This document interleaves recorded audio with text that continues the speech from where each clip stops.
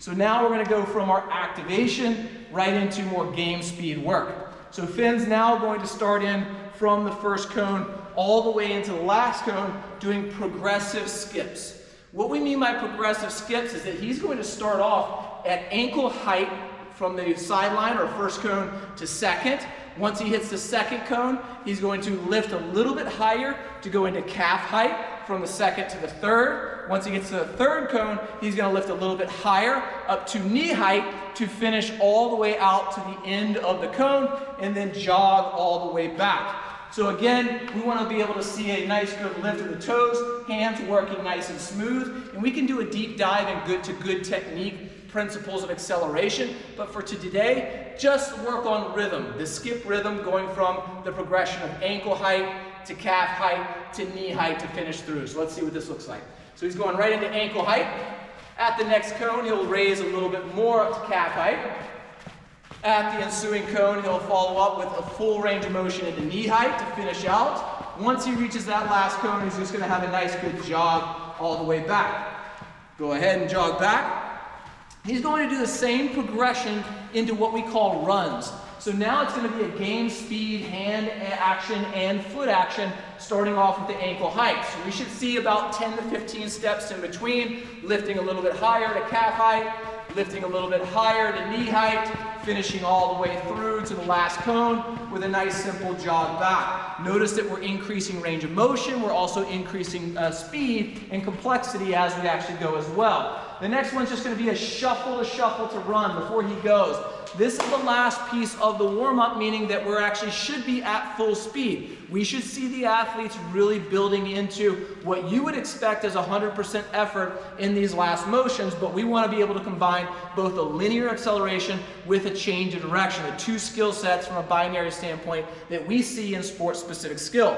So the first one is going to be a shuffle to the first cone, a shuffle back to the sideline, and then a sprint all the way through the last cone. Okay? The first round or the first time that they go through that should be facing inside. So Finn's going to be facing in towards me. If I was in the second line, I would be facing back to Finn.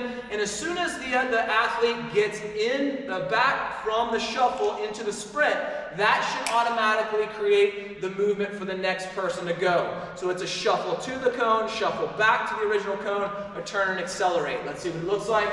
Shuffle in, change direction, shuffle out, change direction, accelerate all the way through. And he's going to have a nice, good, simple jog back. That should be at game speed, but this should be at a recovery pace.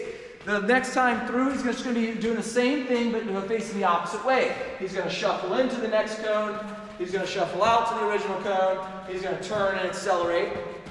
And he's going to have a recovery jog back in. Now, the last two reps are going to be the last combination, which is going to be a run to the first cones, change direction to be facing inside, to shuffle back to the original cones, to change direction to sprint up to the top. Again, we're changing the dynamic nature of the movement. So what we see as the most important characteristics of movement for the game of soccer is understanding both acceleration and decelerations from different points of movement, coming in and coming out of. So where the first one was more indicative of just lateral movement into linear acceleration, this is indicative of increase of linear acceleration to lateral deceleration back to a linear acceleration. So a little bit more game speed here. We're going to be turning inside on the shuffle, so it's a run in, change direction to shuffle out, change direction to sprint all the way through with a recovery jog in.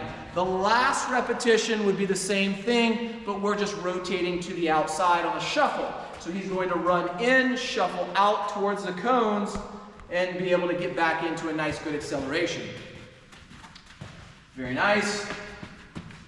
With a nice good jog back. Now again, like I said at the very beginning in the introduction here, this is where you as a coach can really start to get a little bit more specific on what you want.